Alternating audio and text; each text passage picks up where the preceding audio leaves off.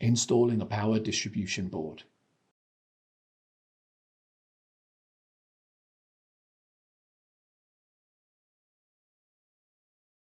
Tilt the power distribution board, align it with the hole, and then slide it into place.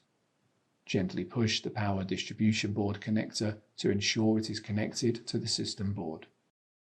Fasten the 6 Phillips No. 1 screws.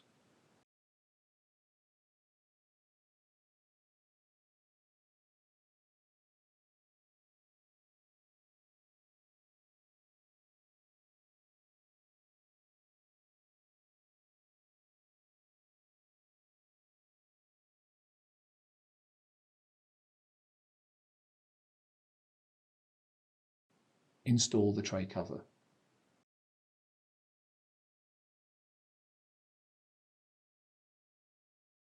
Install the tray into the enclosure.